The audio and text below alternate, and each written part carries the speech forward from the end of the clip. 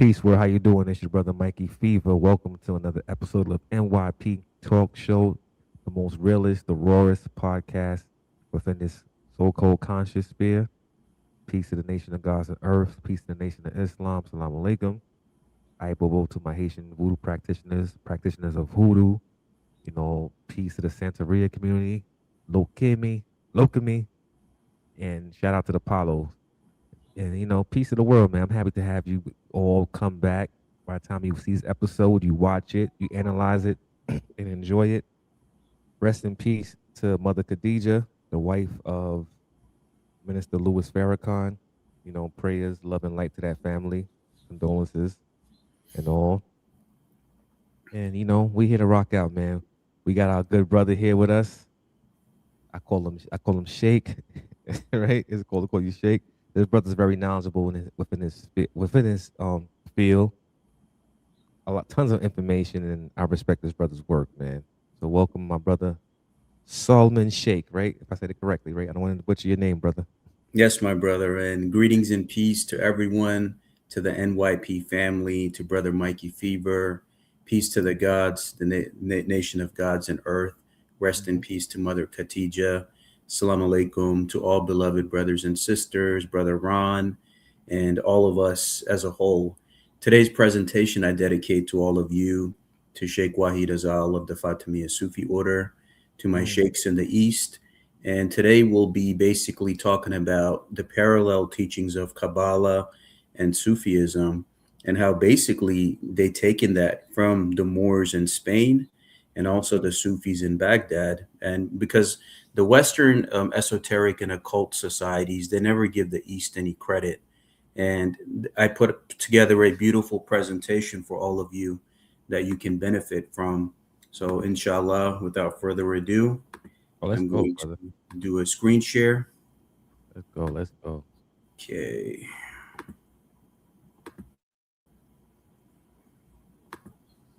Do you see this, Brother Ron? I got you right here. Boom. I got you. Okay. You see it? All right. Slideshow. Let me start this. So is this coming up now? Yeah, I got it. It's up. It's up there. Slideshow's there. Okay. Perfect. So yeah, without further ado, let's get into it. So first, I would like to talk about this shared tree of reality, Sufism and Kabbalah, where I welcome you and peace be upon you all. And I would say that before we embark on this profound historical and spiritual journey, I must present a brief disclaimer that the following presentation is intended strictly for entertainment, free speech, and educational purposes. The historical narratives, esoteric concepts, and religious parallels discussed today are designed to provoke deep thought, encourage unity, and explore the hidden intersections of our shared spiritual heritage. We are stepping into the realms of mysticism, where history and the divine intertwine, requiring an open heart and an open mind. I ask that you leave behind any preconceived notions or dogmatic rigidities. We are here to explore the golden ages of human thought, tracing lineages and lines of intellectual and spiritual inheritance that have intentionally or unintentionally been obscured by time, politics, and historical division. The information presented is a synthesis of academic research, esoteric tradition, and historical analysis meant to illuminate the profound connections between Islamic Sufism and the Jewish Kabbalah. So let us begin this journey of illumination. Beautifully said. I like that. That's dope right there. Let's go. Thank you, brother. Thank you. So the paradigm shift, rethinking Kabbalistic history. Now, to understand the true genesis of the Sephirotic Kabbalah, we must first address a persistent historical illusion. Over the last decade, particularly within certain subcultures, there has been a noticeable bias and sometimes outright anti-Semitism directed toward the Kabbalah. Anti-Semitism is a disease of the mind, and it dangerously robs the individuals, especially those within the Muslim world, of the capacity to appreciate a system that is incredibly deep, rich, and fundamentally rooted in the Abrahamic tradition. Now, Mhm. to shun the Kabbalah is to shun a mirror reflecting our own esoteric history. And by anti Semitism, I mean our own people, our black and brown people, not the European imposters that are in the Zionist state of Israel. Mm. So we must appreciate our Semitic traditions that belong to us, not them. The profound Mm. truth that modern historical scholarship is now firmly establishing is this: the Sephirotic Kabbalah, the system of the 10 spheres, and the 22 paths actually originate within the Muslim world. This system belongs as much to the Muslims as it does to the Jews. By Mhm. clinging to sectarian divides, critics isolate themselves from an intellectual cross fertilization that once defined the greatest era of human enlightenment. Today, we dismantle these walls and trace the roots of the tree of life directly into the heart of Islamic civilization. Got you. With that being said, right there, tracing the Kabbalah back into the Islamic State. Correct me if Yes, I'm sir. wrong. I could be jumping out the window with this one, but I have read somewhere, and I believe in the last show that we did, done some research that it stems back into the practice of Sufism within Islam, and to a author back in I believe Iran. Am I correct? Hmm. I forgot his name, Yeah, but yeah, he was a that's absolutely correct. Because yeah. unfortunately, see, even when I was a part of mainstream Masonry, even in those esoteric and occult groups, Hmm. they're never going to talk about this information or give the East or our African or Semitic brothers any credit. So basically, what we must do through the education is reclaim our heritage through education. We don't Got feed into the haters, we don't feed into the detractors. We continue to keep up the work through the books, lectures, presentations. Let your success and your work be the greatest revenge. you. Hmm. I'm glad you said that. Continue, my brother. Yes, yes, sir. So the pre-Kabbalistic era, the Hekalat and the Merkaba. Let me clarify that Jewish mysticism certainly existed before the emergence of the Sephirotic Kabbalah, but it looked vastly different than the system we know today.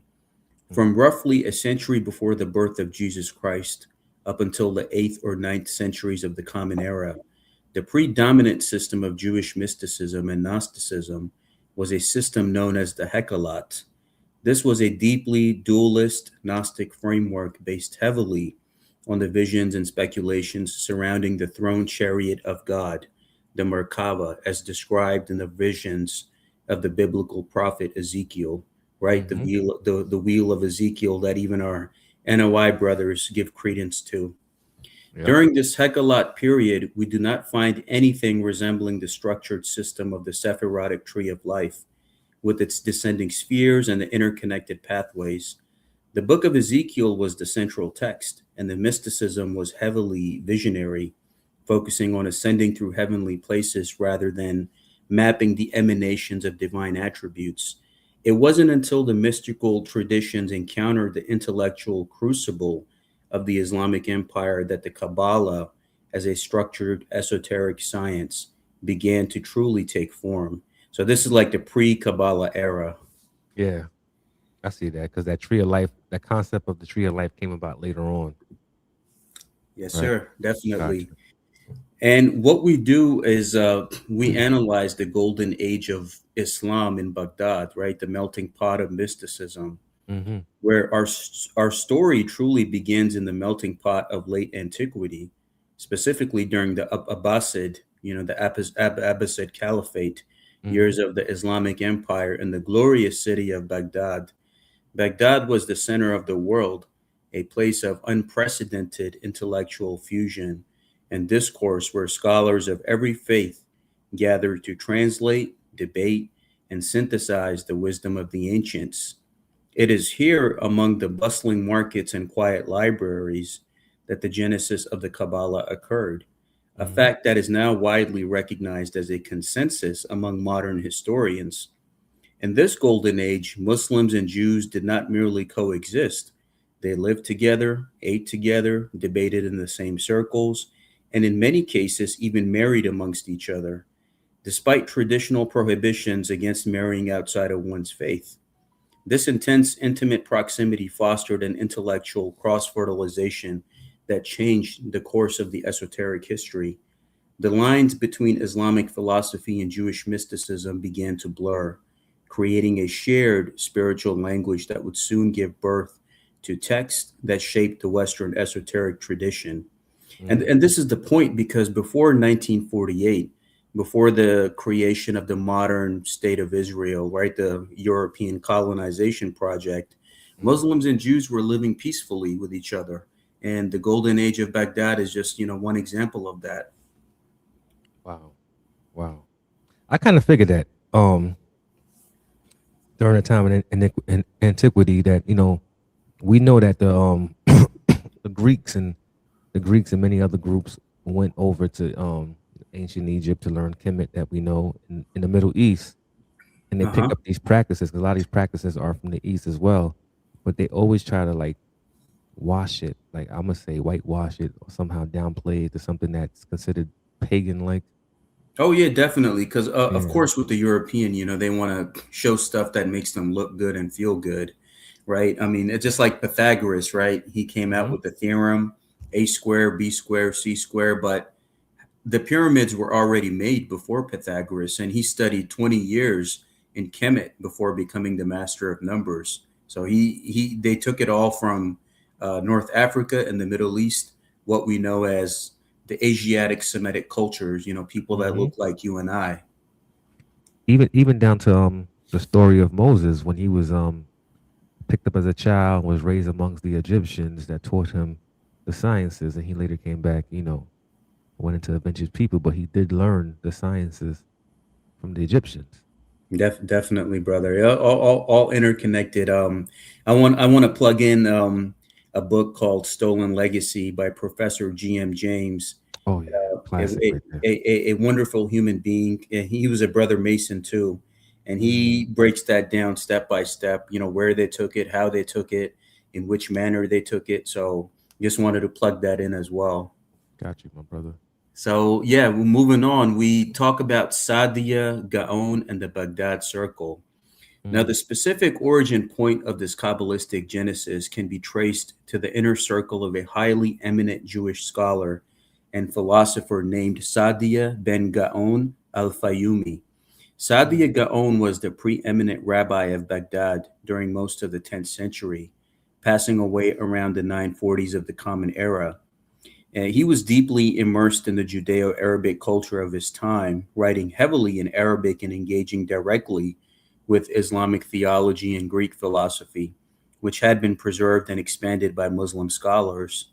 His circle of students and successors are now widely recognized by scholars as the progenitors of what we understand today as the Sephardic Kabbalah.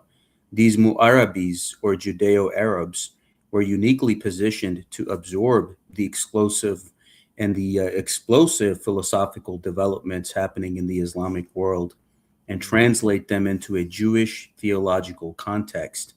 They were the bridge, the vital link that took the metaphysical frameworks of Islamic philosophers and began to weave them into the fabric of Jewish Gnosticism. So it was during, that time of Sadia Gaon and the Baghdad Circle where many of these ideas, the foundation developed. Mm. Now we have Abu Nasr al-Farabi, the second teacher.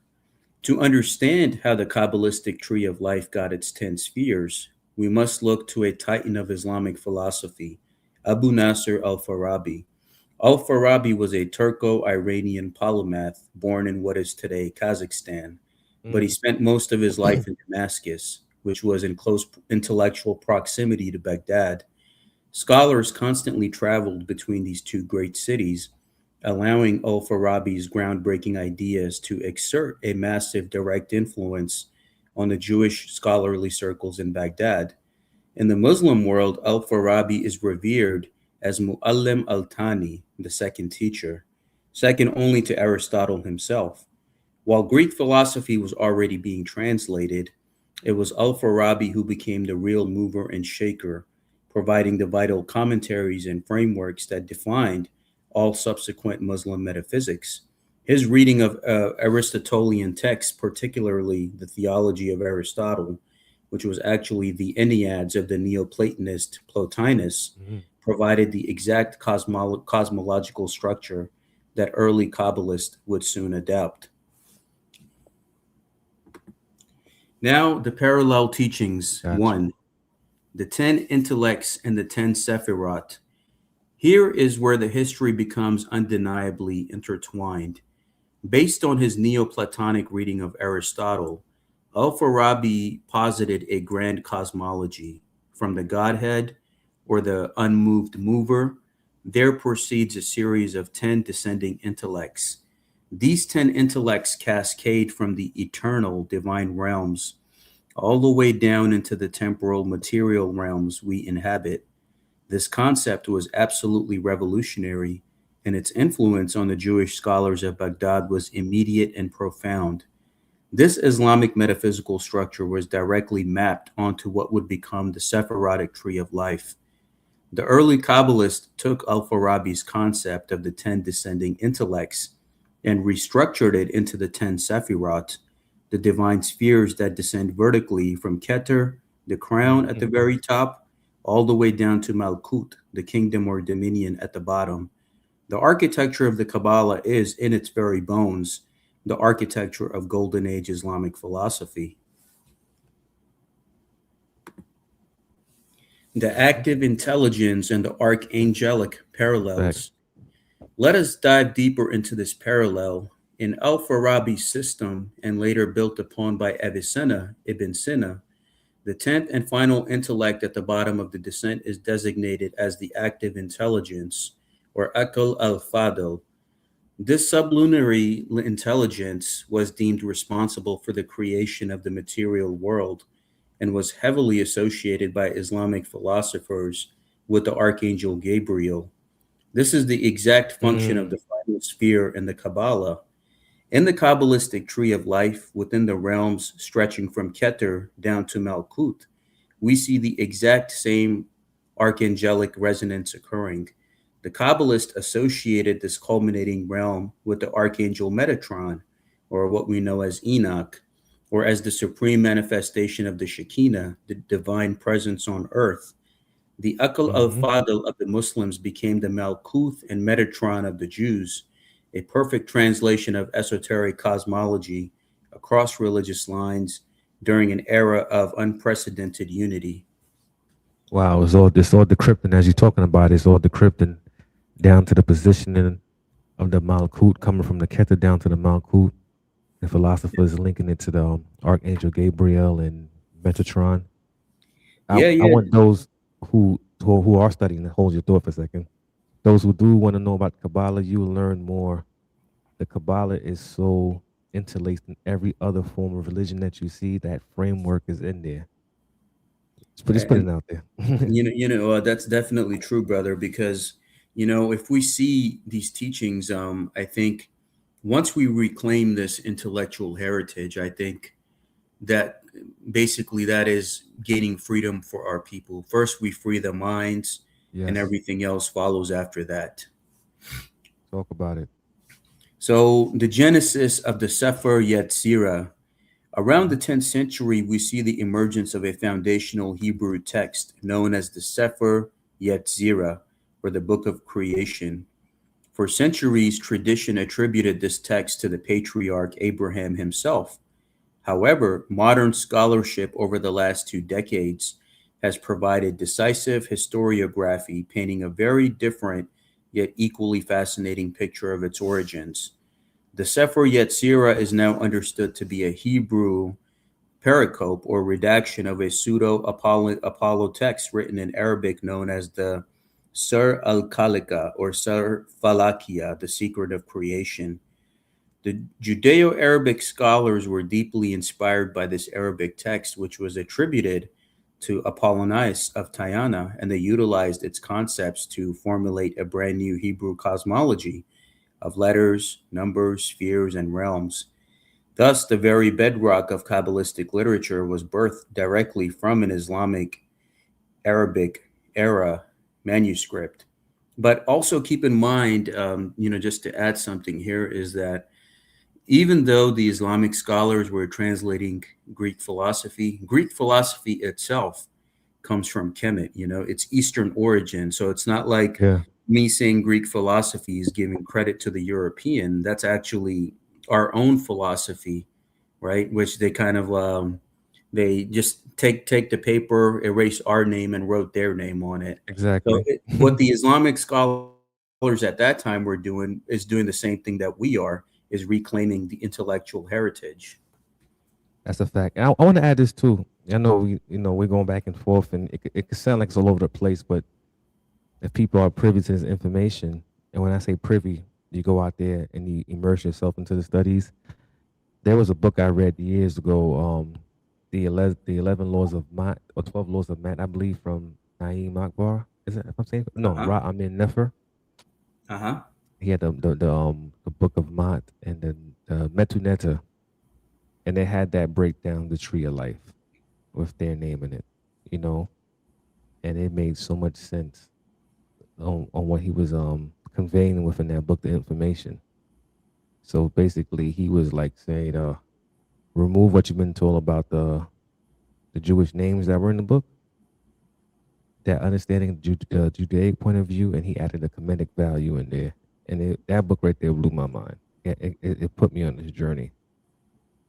Yeah, that's definitely right. And besides Stolen Legacy, I Mm-hmm. recommend that book as well to the listeners and viewers that will be watching this. So, as we continue with the Bahir and the Judeo-Arabs, following the Sefer Yetzirah, the next seminal text of the Kabbalah to emerge was the Bahir, also Mm-hmm. known as the Book of Splendor. Much like its predecessor, the Bahir did not emerge from a vacuum in ancient Israel, but rather it crystallized out of that same exact circle of Murabis, the Judeo Arabs of Baghdad. These were mystics who were natively speaking Arabic, thinking in Arabic philosophical terms, and breathing the air of Islamic esotericism. The Mm-hmm. formative foundational texts of the Kabbalah all find their genesis within the Muslim world. This is why any modern Muslim who feels uneasy when the Kabbalah is brought up must realize the historical reality. The Mm-hmm. Kabbalah is very much our system as much as it is a Jewish one. Its birth occurred in our part of the world, crafted by people living alongside and deeply learning from Muslim masters. To reject it is to reject a vital piece of our own intellectual heritage. Mm. So before we proceed, Islamic brothers do reject the Kabbalah, the signs of it? Uh-huh. Is that common? You do have that aspect. It's like the conscious community, brother Mike. It's everything is like all over the place, and everyone believes what they want to believe. Mm-hmm. But we must realize that we're all of these religions, fraternities, secret societies, all of that in between, esoteric teachings. I even covered this in my work as well, whether it was Freemasonry, Rosicrucianism, OTO with Crowley, Talima. There was always that bridge to the East. They always went to the East, claimed the knowledge, brought it back to the West, and like kind of prepackaged it and watered it down.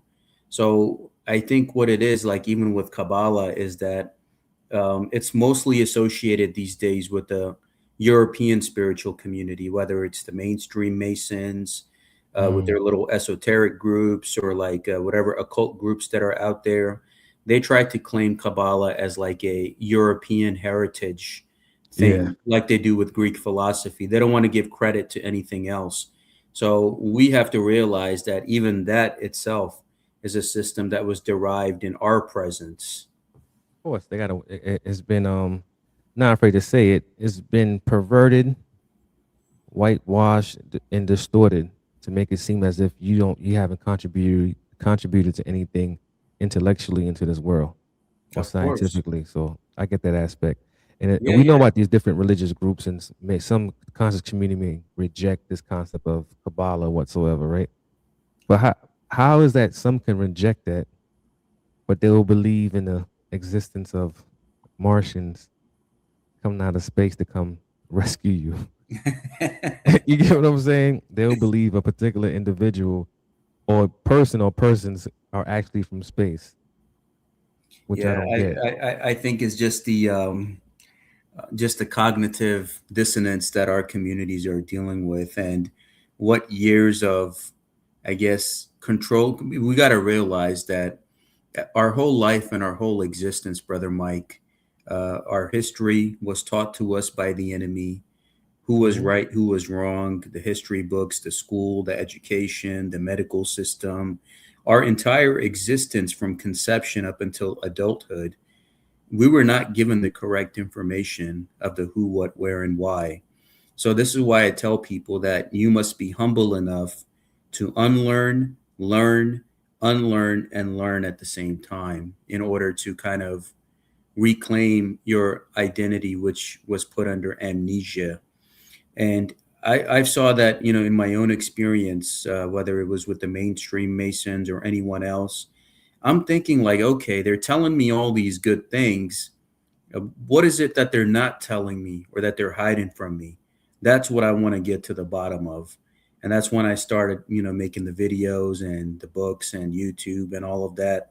So I think we all have that individual responsibility to kind of, especially these days, having access to a medium or social media, we got to reclaim that heritage and not Hmm. feel any type of way that this is evil or that is evil. Keep in mind that since conception, everything that you were taught was taught to you by the enemy.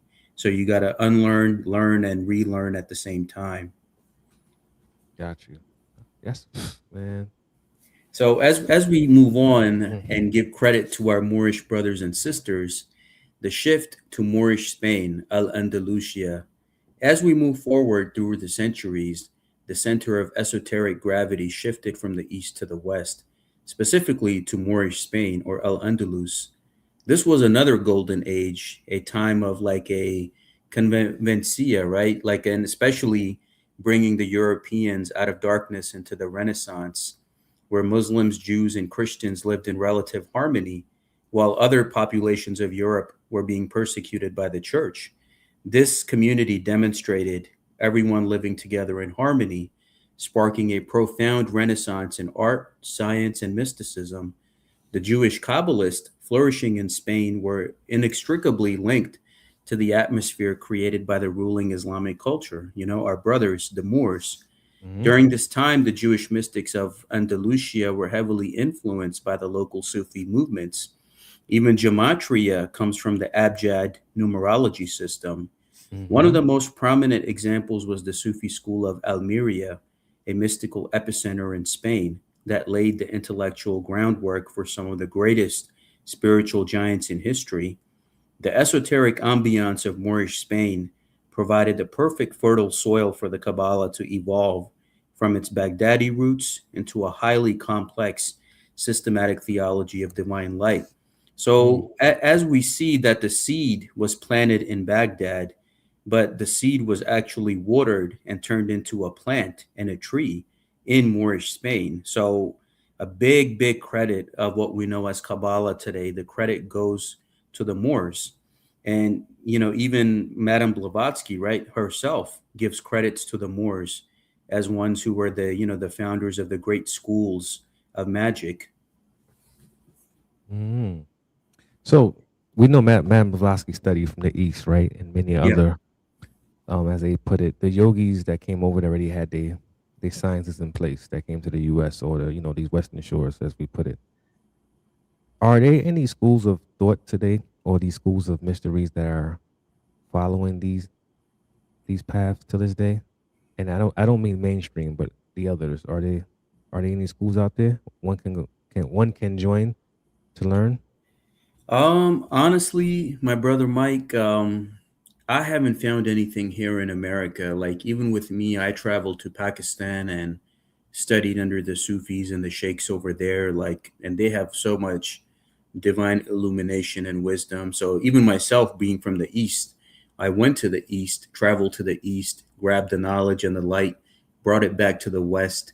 So, the people wandering in darkness in the West, I could show them the light. So there is nothing here, on the top of my head. But I think at the same time, then that kind of gives us an opportunity or a responsibility to create something of our own, where Hmm. we're basically we're those scientists, right? The NOI speaks of those scientists. So that is our responsibility then to create Mecca and Medina and the light of Islam here in the West. So if there's nothing here, then I think that's where brothers like you and I and Brother Ron and other brothers come in. We'll create it here. We have to. That's that's an idea right there. Yeah, yeah. If it's not here, then we're gonna do it. Something that's free, to everyone for access to, so they can better themselves in their character. Definitely, it's important because I believe this right here will help the revolution that people do speak of. It must start in the heart and in the mind first before you Yes. proceed any further because it's deeper than just the physical aspect of it. It may sound far fetched, but it's also spiritual. It's how you think, your rhythm, Yeah. how you move this. It's all cosmic. It, But it, it is, brother. And as we move on, we look at Moses de Leon and the emergence of the Zohar. Now, it hmm is in this Andalusian environment around the 14th century that a group of very eminent Jewish Kabbalists and activists congregated around a figure in northern Spain named Moses de Leon. One of these key individuals had even traveled all the way from Iran to Spain, demonstrating the vast interconnected network of esoteric transmission at that hmm time. hmm This group was responsible for writing and compiling the text that would become the central pillar of Kabbalah, the Zohar, or the Book of Splendor. Although the hmm Zohar itself claims vast antiquity, attributing its ideas to the first century rabbi Akiva ben Yohai, historical reality shows that its genesis occurred in northern Spain. This was just a few decades removed from the Reconquista of Spain by the House of Aragon. The Zohar was birthed in an environment thoroughly saturated with Sufi metaphysics, representing the ultimate culmination of centuries of Islamic Jewish mystical dialogue. So it all culminated, it started in Baghdad, right, with Sadia Gaon. And then over time, as the Moors went to Spain, those ideas continued to culminate. And that's where a lot of that fruition of that labor came in, especially in Moorish Spain. And mm that was one of the goals of the Catholic Church, to kick the Moors out of Spain, because they brought Europe out of darkness into the light. All these hmm communities were living peacefully, sharing ideas. They even taught them how to bathe, right? And even the graduation robes that they wear, that's Yes. Islamic clothing, right? hmm So the loose robes and the Islamic clothing, that's where it all comes from. Civilized them, and in return, they murdered them. Crazy, Yeah. man. And it's crazy because one of the goals of 1492, the Reconquista, hmm was to remove the Islamic presence and the Moorish presence, not only in Spain, but also here in the New World. And you see many Native American clothings or symbols that have the Islamic crescent, star, and moon. So a lot of it, because the Native Americans themselves believed in the one true God, the Great Spirit, Yeah. Tawheed. So it's all interconnected, and even the Jesuits were influenced. Their inception in Spain, Ignatius of Loyola was influenced by the Moorish environment of that time. Yes, Even sir. even Yasuke, right? Yasuke, the Moorish samurai that went to Japan, hmm he was under the Jesuits, and they even showed him in the latest Assassin's Creed video game. So Yasuke himself was a product of that time. That's a fact. That game right there has so much gems they drop in that gym in that game itself. A lot of a lot of cryptic messages to decipher. And Definitely. as we put it, with what took place in antiquity, Spain after the collapse of Granada, of trying to wipe out the culture, even into masonry with we said it before in the show, was Mr. Demolay, Jacques Demolay, Yes. and him being taken out by the Catholic Church. Hmm. And as we heard many years later down the line, that if you want to know about your history, who has a hold of it is the Vatican has a hold of the history. Hmm. And we can't forget that the Greeks also have a whole of our history too. Yeah, Later on down the line. Yeah. definitely. And you know what's funny? That's exactly what the 33rd degree of Masonry is. Like the Catholic cronies, the Knights of Malta, the Hospitallers, they're literally, the ops.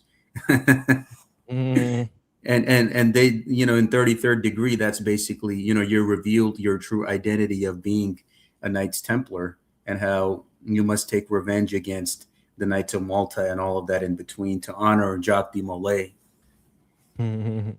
So as we move on, we talk about Ibn Arabi, the Sheikh al-Akbar, the great Sheikh. Now, we cannot discuss the cross-pollination of Kabbalah and Sufism without centering on one of the most monumental figures in human spiritual history, Muhyiddin ibn Arabi, known as the Sheikh al-Akbar, or the greatest master. Ibn Arabi was heavily influenced by the exact same Sufi school of Almeria that was inspiring the local Jewish Kabbalists. Because of this shared intellectual lineage, Ibn Arabi himself must be viewed as a central figure in the broader context of Kabbalistic history. Before traveling to the east while still in the Maghrib, Ibn Arabi penned some of his most esoteric works in Kitab al-Anka al-Maghrib, the Book mhm. of the Fabulous Griffin, and Kitab Insha al-Dawair, the Book of the Encompassing Spheres. Ibn Arabi posits his own mystical diagram. He outlines a tree of life consisting of 13 spheres and 32 Mm, paths, a structure that runs astonishingly parallel to the Jewish Sephirotic tree. This tree became a meta-historical structure for his dialogues on the names and attributes of God. So Ibn Arabi, like what we know as the 13 spheres and the 32 paths, like Ibn Arabi designed it originally. that's dope right there. And then all that tree of life relates to the human body, the anatomy, if people really pay attention to it. Uh-huh. That's what it correlates to when I first looked at it. I'm like, oh, this is going up the spinal column.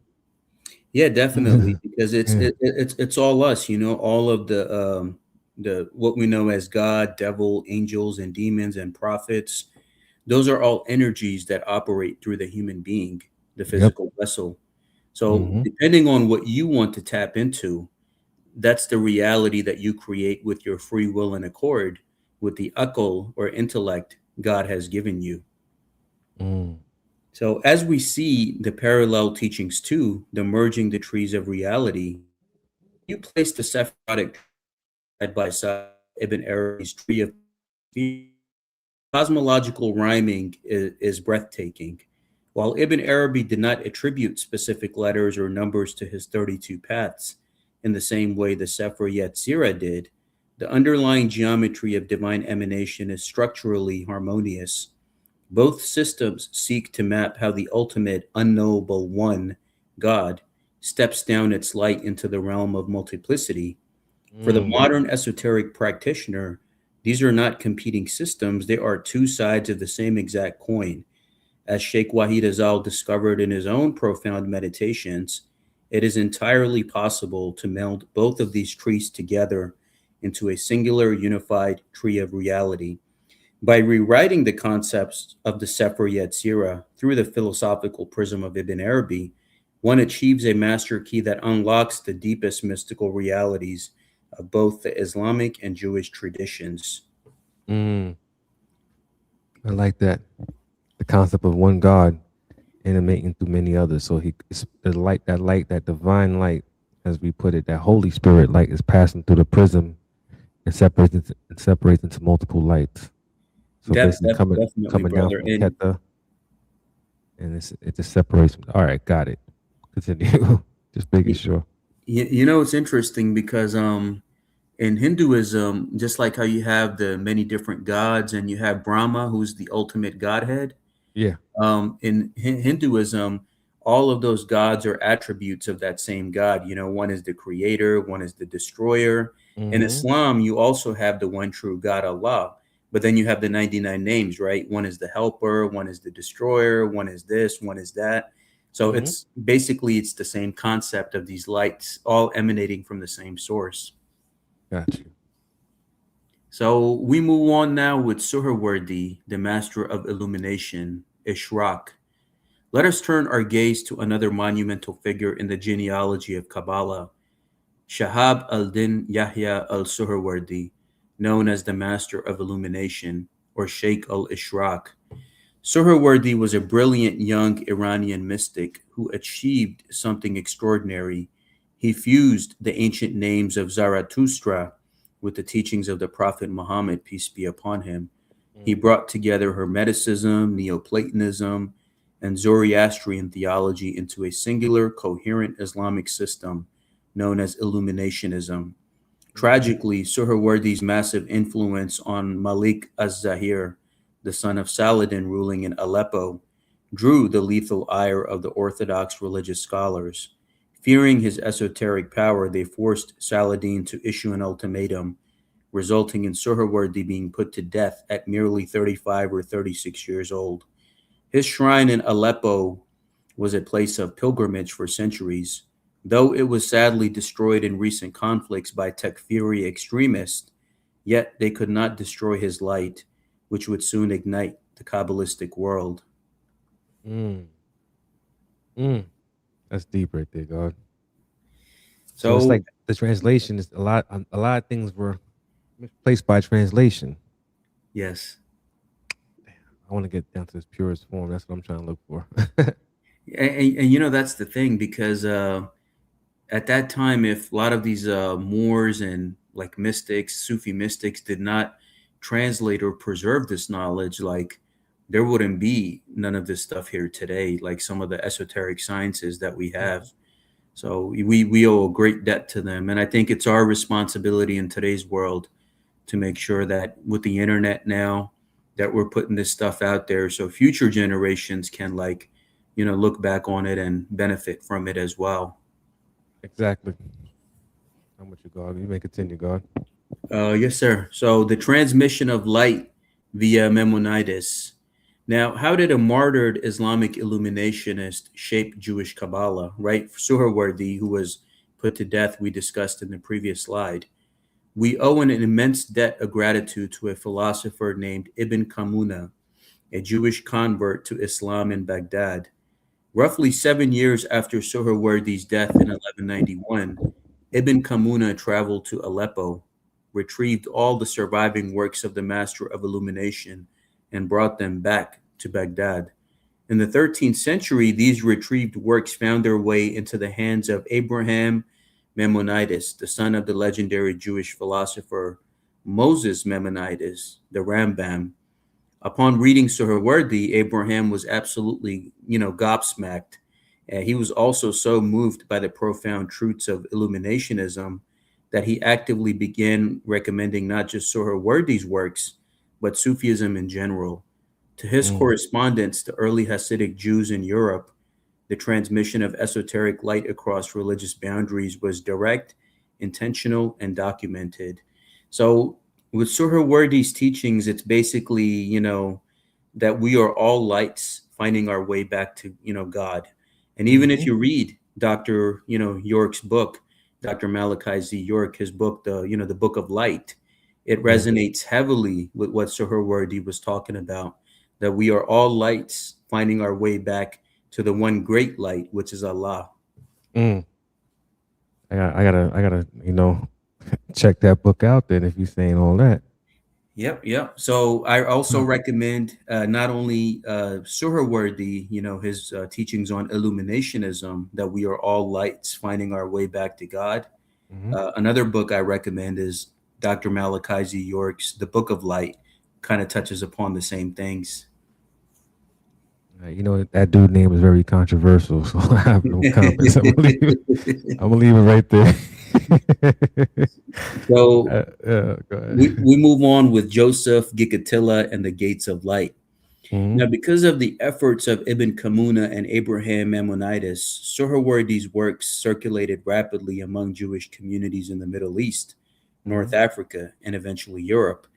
This brings us to a second generation of highly developed Kabbalists in the late 13th and early 14th centuries, most notably Joseph Gikatilla. Now, Gigatilla authored one of the most important and influential Kabbalistic texts in history, known as the Sha'are Ora, or the Gates of Light. When you read this text carefully, equipped with an understanding of Islamic philosophy, the direct intellectual influence of Suhrawardi's Illuminationism jumps off the page. The Mhm. Kabbalistic understanding of divine light emanating through the spheres is deeply indebted to the Ishraq philosophy of the martyred Sufi master.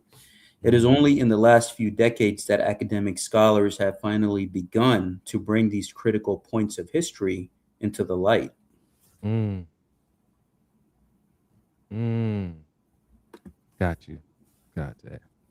So, as we move on, Parallel Teachings 3, the Four Worlds, let us examine one of the most stunning parallel teachings between these two traditions, the concept of the four worlds. In both Kabbalah and Sufism, creation is not a single act, but a cascading emanation through the four distinct realms of reality, stepping down from the pure divine essence into the physical universe. In Mhm. the Sephirotic Kabbalah, we have the four worlds: the Atzilut, the world of emanation; the Biriya, the Mhm. world of creation; the Yetzira, the world of formation; and the Mhm. Asiya, the world of action. In the esoteric Islamic tradition, these exact four worlds correspond perfectly to the realms of Lahut, the divine nature; Jabarut, the archangelic intellectual world; Malakut, the angelic world; and the Nasut, the human material world. The systems are virtually identical, merely clothed in the respective languages of Hebrew and Arabic. When you let these two systems talk to each other, the results are nothing short of magical. Sounds like that the when they say creation within the Kabbalah, and when he's using it in the magical sense in the creation of the world, Yod He Vahe, those four characters, which are, represents the four elements. Uh huh. Tetragrammaton. Yeah, yes. Yeah. The Tetragrammaton and 72 being that holy number. And I Yeah. think it's all intertwined with each other, right? The Mhm. Yod He Wahe, and even the letter Shin. Shin is very powerful. Yes. How these four realities kind of correspond with each other. Hmm. And directional, which if you look at it from the directional context, it also represents the archangels, the main four that Yes, that the human being knows of. Yeah. definitely. So as we move on, we look at the tasbih of Fatima and the four worlds. Now, this correspondence goes even deeper when we look at daily Islamic practice. Consider the four phrases of the tasbih al Fatima, which Hmm. Muslims recite daily: Subhanallah, Alhamdulillah, La ilaha illallah, and Allahu Akbar. Esoterically, from the esoteric perspective, each of these four phrases refers directly to one of the four worlds. Subhanallah connects to the realm of Lahut. Alhamdulillah refers to the world of Jabarut, the archangelic intellects. La ilaha illallah, the tahleel, resonates with the angelic world of Malakut. And Hmm. finally, Allahu Akbar brings us down to the physical world of Nasut. Furthermore, if you take the first letter of the first phrase, the seen in Subhanallah, and the last letter of the final phrase, the Ra in Akbar, you get the word Sir, which means secret. The deepest esoteric architectures of the universe are hidden right within the most common daily prayers. Mm. Yeah, the frequency, tap into that sound. Yeah, yeah, Hmm. definitely. And even like after each prayer, you do the tasbih 33 times, and how they tell us that when we die, when we go to heaven, all of us are going to be at the age of 33. Hmm. We're all going to be 33 years old, and the tasbih that we do after prayer, the subhanallah, alhamdulillah, astaghfirullah, it's all done in cycles of 33. So Um, mathematics, people. it's all mathematics, and even the 33rd degree, the motto in the Scottish Rite, it's called God and my right. So basically, it's you directly infusing yourself with God. Hmm. Reintegration of man. Definitely, brother. That's it. So as we move on, we look at the tarot, the Islamic origins and playing cards. Now we must turn to another massive pillar of Western esoteric tradition, heavily intertwined with Kabbalah, the tarot. Much of the received opinion in modern occult circles regarding the antiquity of the tarot is ahistorical and wrong. Historically, there is no evidence of a system of tarot divination in Europe prior to the 18th century. Mm. However, the playing cards themselves, the Taroki or the Nairobi, were highly predominant in Islamic North Africa and parts of Palestine from the 10th to the 12th centuries. Around the middle of the 14th century, these Islamic cards suddenly found themselves in Italy, introducing playing cards to Europe. The foundational structure of the deck, the suits, the numbers, the court cards, was a direct import from the Moorish and Mamluk Islamic world into the heart of Renaissance Europe. So Mm. even the Kabbalists, they're doing all that tarot stuff. Even that comes from Islam. Of course, everything, everything I see from my travels, I see a lot of Islamic influence in there. And you know what's interesting, brother? If you look at there's one state in America that celebrates an Islam Day every year. It's like a state holiday, Islam Day. Guess Mm. which state that is? Is it in the South or in the East or the It's North? it's in the South, but take a guess. Um, I want to say Texas.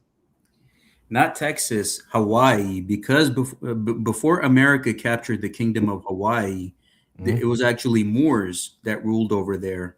And if you go to Hawaii, you look at some of the names and the street signs, you Mm. see a lot of the Islamic parallels in the kingdom of Hawaii. Mm. So keep in mind with the Inquisition, the goal was not only Spain, wherever the Moors were, the goal was to go and wipe out everything. That's crazy, bro. Yep. So Hawaii celebrates Islam Day every September. Gotta take a trip out there, go see for myself. And if you look at the banner of the Kingdom of Hawaii, like an old one, you see two dark-skinned Moors like wearing the red fezzes and holding up the Kingdom of Hawaii banner. Hmm. So, yep, it's all interconnected, and our history's just been taken from us, and we just gotta take it back. Exactly, and that's what NYP is here to do. And with brothers like you, Yes, is to brother. re-educate. We're not here to create conflict and debate what came first, the egg, the chicken or the egg. We here just to give the information. It's your Yes. job out there to go do the research, people. Nobody's gonna spoon feed you.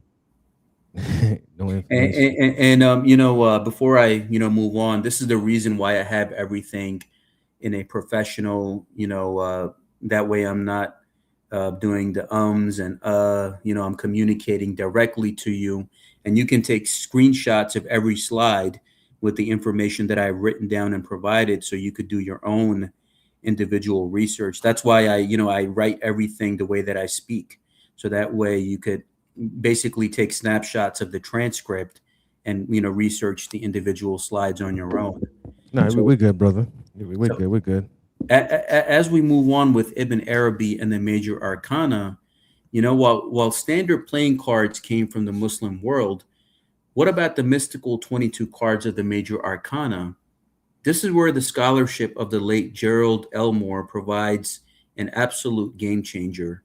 In his brilliant academic articles, Elmore uncovered that several of the major arcana cards in their origin actually resonate directly with certain elements of the philosophy of Ibn Arabi. This completely rewrites the dialogue between the Western Hermetic tradition and esoteric Islam. We are looking at a profound possibility that the archetypal images used for deep spiritual meditation in the West have roots resting firmly in the metaphysics of the Sheikh al Akbar, whether Hmm. studying Eliphas Levi's Transcendental Magic, Yep. Aleister Crowley's Book of Thoth, or Meditations on the Tarot. One must realize that this symbolic mandala is fundamentally intertwined with Islamic esoteric archetypes. Mm. That's a fact. So, That a- life is levy's heavy in the game. yeah, definitely. And as we move on, my brother, we look at divination, istikara, and the interconnected oracle. For many in the modern Orthodox Muslim world, subjects like tarot and divination are immediately written off as haram, forbidden due to social programming and a loss of esoteric heritage. However, during the Islamic Golden Age, scholars and mystics were completely open to these ideas, driven by the Prophet's command to seek knowledge, even if it be as far as China. Divination, particularly istikhara, seeking counsel from Allah, has always been a vital part of the tradition. It is entirely possible and incredibly powerful to let Quranic symbolism and archetypes dialogue, directly with systems like the tarot. When you perform istikhara by opening the Quran to specific verses, calculating the numerological values of the words and letters, and corresponding those numbers to Kabbalistic paths or tarot trumps, a highly sophisticated, multi-layered oracle emerges. Everything is submitted towards the spirit. Nothing is outside of Islam as an existential condition of universal truth. So even the istikhara even you have Muslims today that do that divination system of istikhara, and then they watch their dreams and see what happens in their dreams. I respect that. So now we see the esoteric symbolism, my brother, the pentagram. Let us look at a symbol commonly shared across pagan traditions, Freemasonry, right, with the Eastern Star, and esoteric Islam, the pentagram. For the uninitiated, it is often misunderstood. But in the Islamic esoteric tradition, particularly in the Bayani Tariqa of Shaykh Wahid Azal, it holds immense sacred significance. Outwardly, the shape of the pentagram represents the Arabic letter He, and inwardly the letter Wa, 6, which combined 5 plus 6 is 11, represents high magic in Hermetic systems. Most importantly, each point of the pentagram represents one of the 5 companions of the cloak, the Panchtan. The top point is Prophet Muhammad, on the right is Ali, on the left is Fatima, and at the bottom feet are Hassan and Hussein. The pentagram and the hand of Fatima, the Hamza, are in essence the exact same symbol configured differently. They serve as a geometric talismans of divine protection and intercession. Very much so. And as we move on, my brother, with the order within chaos, Jalal and Jamal, in studying the Kabbalistic tree, we see the pillars of like severity and mercy, form and force. This reflects a fundamental truth. There is a divine economy and ecology to the universe where one cannot exist without the other. In Sufism, particularly through Ibn Arabi, this is understood as the polarity between Jalal, majesty and rigor, and Jamal, which is beauty and mercy.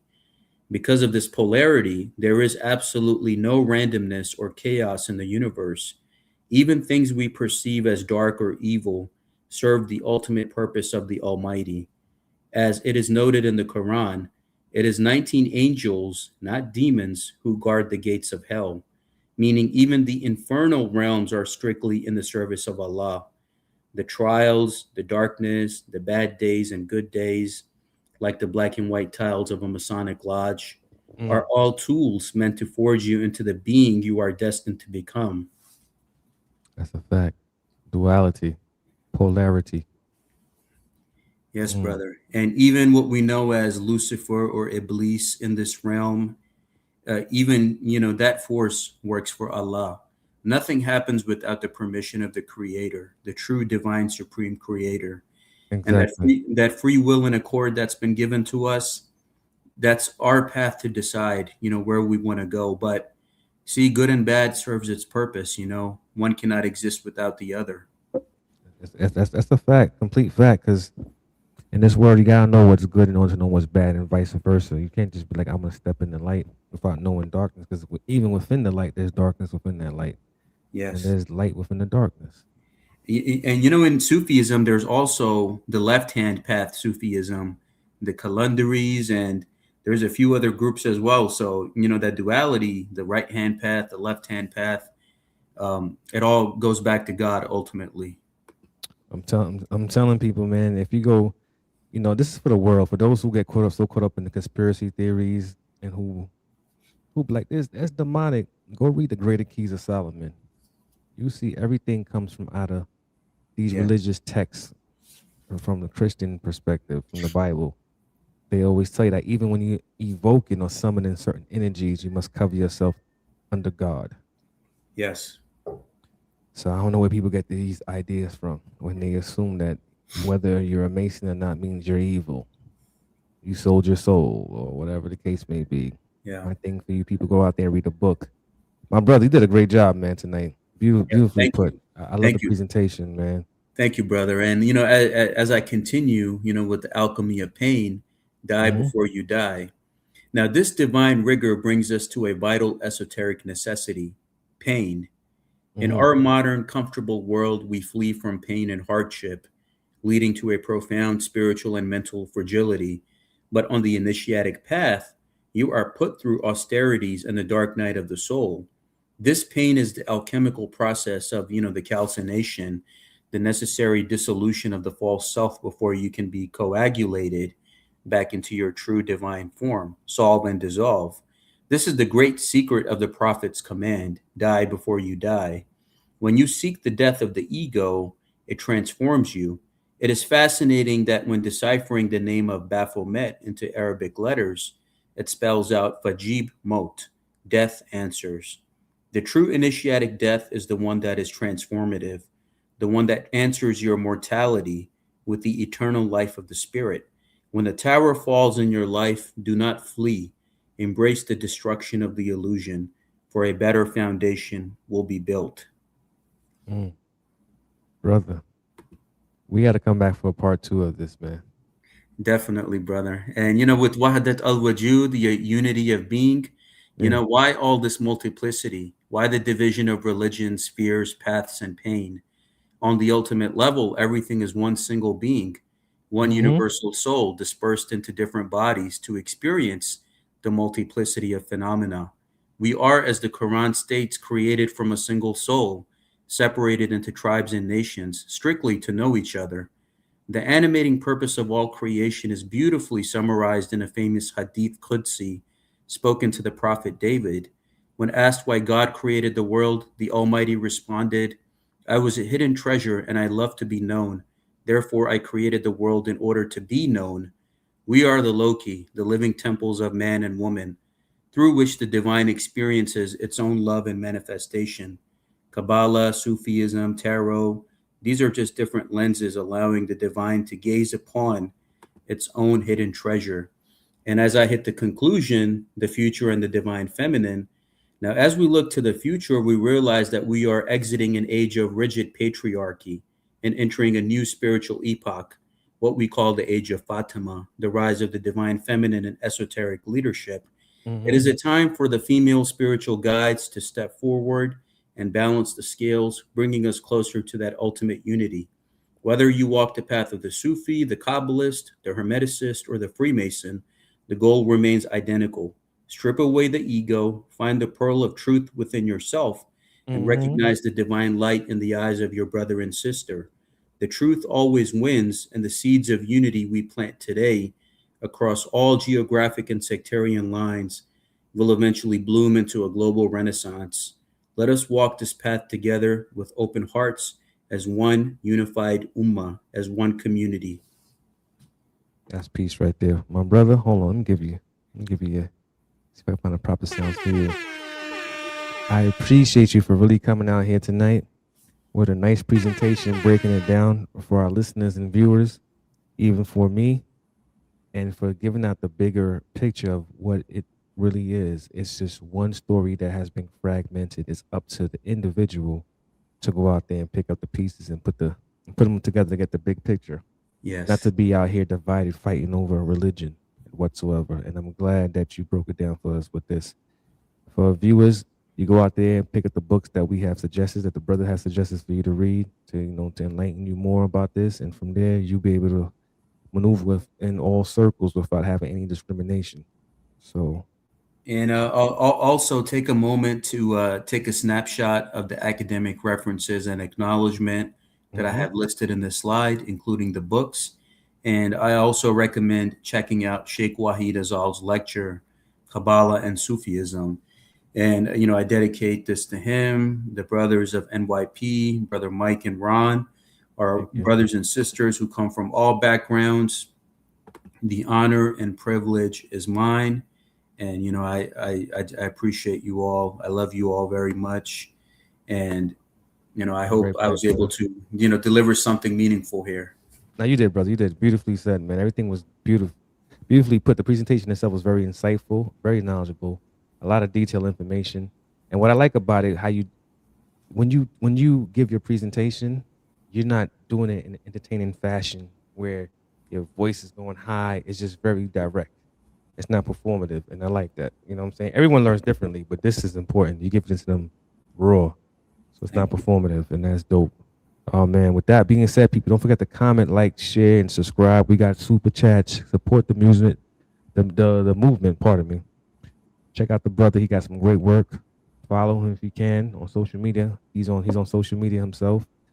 And do return for part 2. We gotta go deeper into this. My brother the Shaykh, I love and appreciate you for coming out tonight, brother. You know what I'm saying? With that being said, NYP family, we out. 1.